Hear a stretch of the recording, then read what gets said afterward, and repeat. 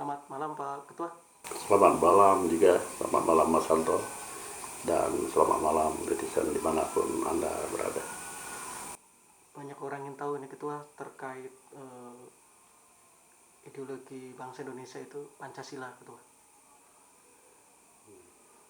Pertama, dari pertanyaan banyaknya netizen ini, kenapa Pancasila menjadi dasar negara Indonesia padahal pendiri bangsa ini, founding father, tokoh-tokoh umumnya beragama Islam?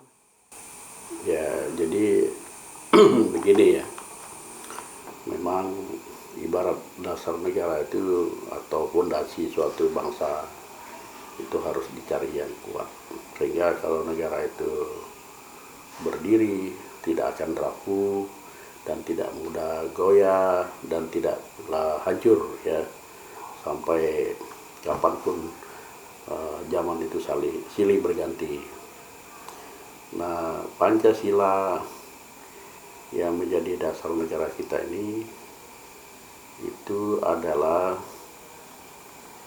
dari kata Pancasila, artinya 5 sila, 5 dasar atau 5 prinsip untuk kita bisa hidup. Dan sebagaimana yang disampaikan, menurut pendiri bangsa ini atau menurut founding father, sekali kita merdeka pada tanggal 17 Agustus 45 itu ya merdeka di dalam segala hal. Jadi tidak lagi merdeka tetapi masih banyak hal-hal yang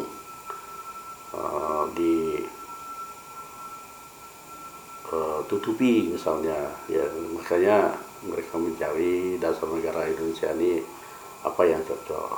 Nah, seperti kita ketahui, Indonesia ini kan terdiri dari bermacam-macam suku, bermacam-macam agama, bermacam-macam ras dan bermacam-macam golongan yang kita kenal dengan Bhinneka Tunggal Ika.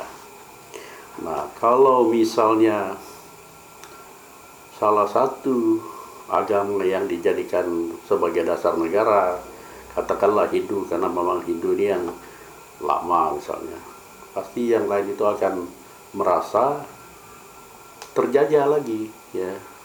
Atau katakanlah misalnya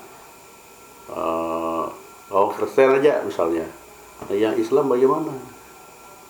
Nah, demikian juga kalau agama Islam yang menjadi dasar negara kita, bagaimana yang Hindu, Buddha dan seterusnya. Jadi makanya dirumuskan suatu rumusan yang menjadi dasar negara kita ini yang kita kenal dengan Pancasila. Dan itu kalau dilihat sekarang ini merupakan suatu anugerah Tuhan kepada bangsa Indonesia. Itu betul-betul luar biasa Pancasila ini. Karena apa? Nilai-nilai yang terkandung di dalam Pancasila ini adalah nilai-nilai universal yang bisa menyatukan bangsa Indonesia. Tidak hanya menyatukan, tetapi bisa juga membawa bangsa Indonesia ini ke negara yang modern atau maju. Jadi sebenarnya kalau gampangnya kan mayoritas yang Islam. Seandainya kalau mereka berpikir seperti kita sekarang, sudahlah negara Islam aja sudah ya. Tapi toh mereka tidak begitu, karena mereka sadar kalau negara berdasarkan agama, ada warga-warga negara kita yang tidak sama keyakinan dan kepercayaan, yang merasa dijajah itu sebenarnya. Di zaman ini apa yang menjadi ancaman bagi Pancasila gitu? Ya, menjadi ancaman bagi Pancasila itu tentu saja hal-hal yang memecah belah bangsa Indonesia, seperti gerakan separatis, pemberontakan, dan kemudian ideologi-ideologi yang dari luar ya. Misalnya sering kita dengar ideologinya komunis atau ideologi PKI. Nah, kenapa? Tentu tidak sesuai ya. Nah kemudian yang baru-baru ini sering kita dengar itu seperti khilafah. Nah, khilafah itu tidaklah salah juga ya, karena itu mungkin cocoknya bagi masyarakat atau warga negara yang homogen ya. Kita kan heterogen, berbeda-beda, beragam gitu kan, sehingga itu tidak cocok. Nah tetapi khilafah ini juga sudah dicoba di negara-negara lain, terutama di Timur Tengah, itu tidak bisa berjalan juga. Karena apa? Sistemnya ya itu mengacu kepada monarki mungkin ya. Nah, sedangkan sekarang ini kan orang cenderung ke demokrasi. Jadi itu yang menjadi persoalan juga, ya kan?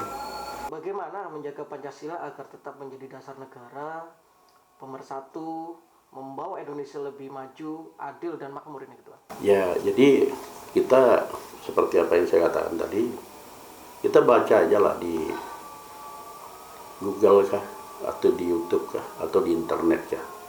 Banyak negara-negara maju itu yang mengakui Pancasila Indonesia ini. Bahkan ceritanya orang menerapkan nilai-nilai yang ada di dalam Pancasila ini. Justru orang yang maju. Kita malah yang punya Pancasila ya malah tidak paham tentang Pancasila itu. Jadi misalnya sila yang pertama, ketuhanan yang Maha Esa. Itu artinya semua warga negara Indonesia ini harus mempunyai agama, harus bertuhan, tapi agama yang dianut juga harus agama yang bertuhan. Nah, jangan agama yang tidak bertuhan. Nah, ada juga yang begitu. Nah, kalau kita mempunyai agama, itu harapan pemerintah itu adalah semua orang yang beragama ini kan orang baik-baik, karena agama itu mengajarkan kebaikan dan menjauhi larangan-larangan atau hal-hal yang tidak baik.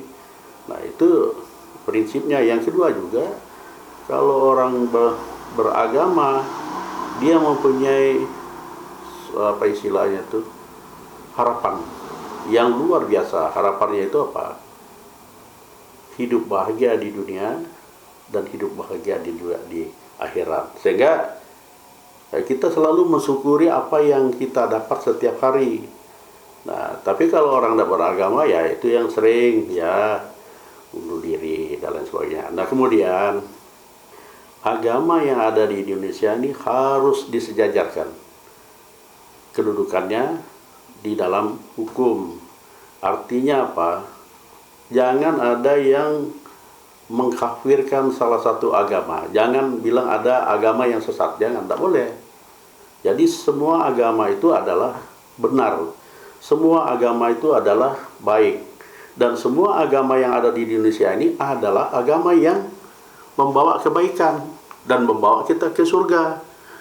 Nah, namun ya, walaupun begitu, tentu ada agama yang paling baik. Ada agama yang paling benar, kan begitu ya.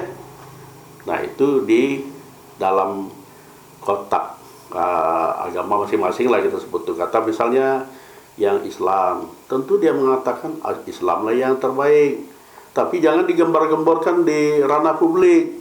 Nah demikian juga yang Kristen. Kristen misalnya Katolik yang paling benar ya, dia percayalah itu yang benar menurut dia, tapi jangan juga digembar-gemborkan.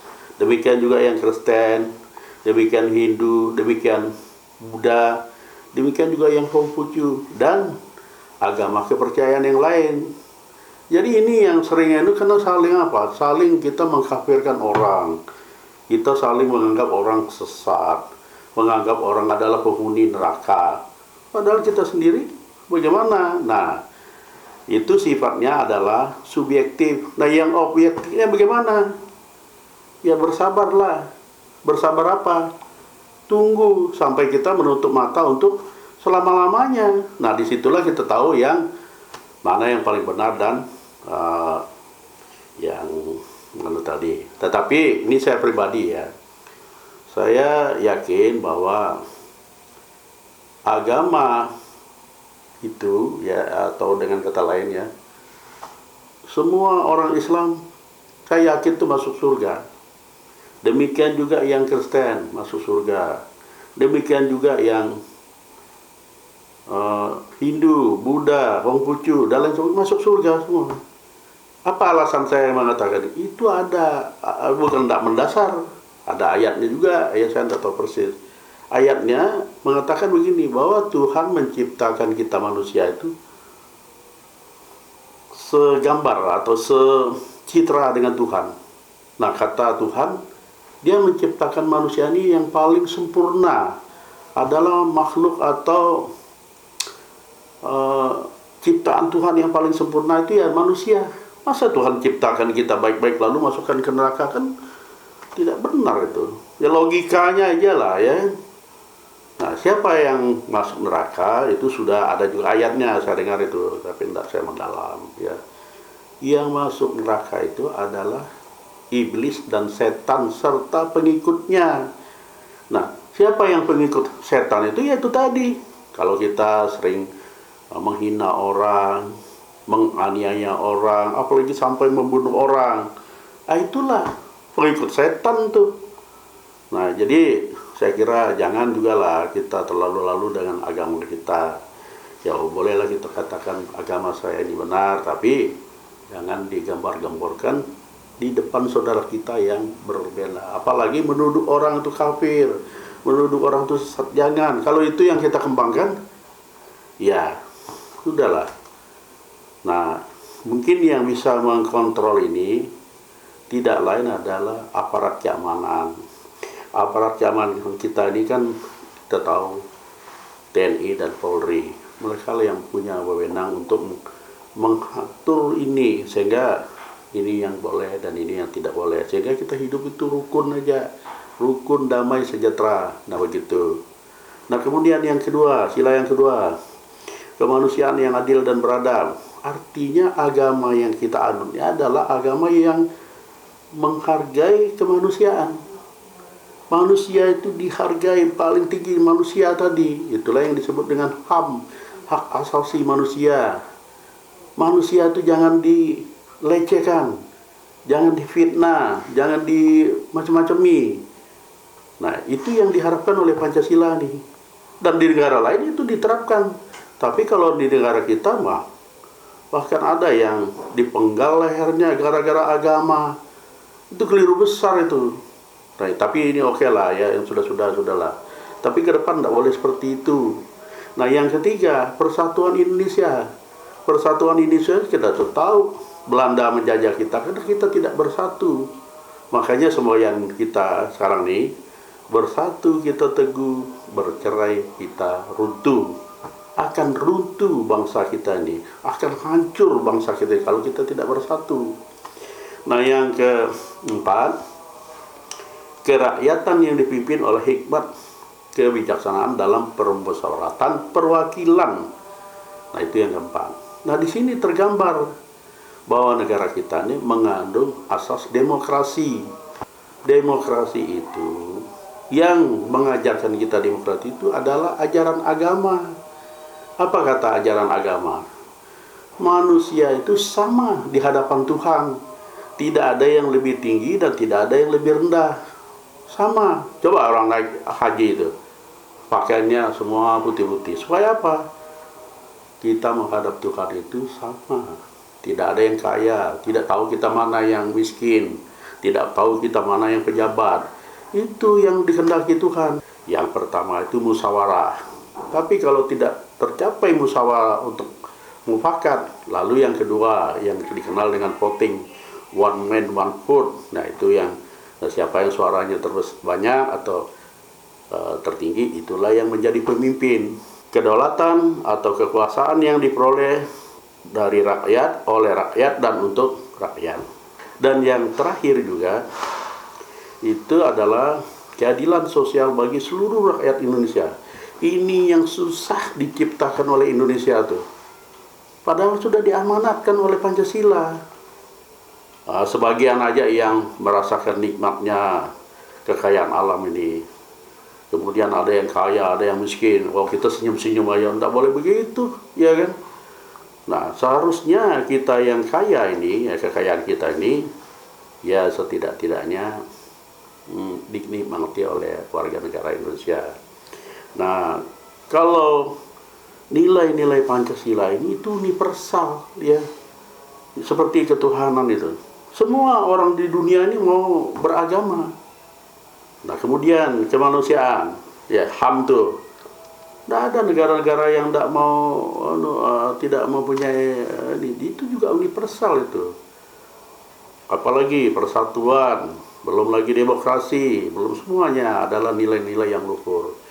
Jadi salah kaprahlah kita kalau kita mengganti Pancasila ini dengan ideologi yang ecek-ecek. Nah itu ya, ada dulu almarhum Hasyim Musadi, beliau mengatakan Pancasila ini sudah bagus untuk bangsa Indonesia, jangan lagi kita mau ganti dengan yang lain. Jadi itulah yang mungkin itu yang bisa saya sampaikan. Atas perhatiannya saya ucapkan terima kasih.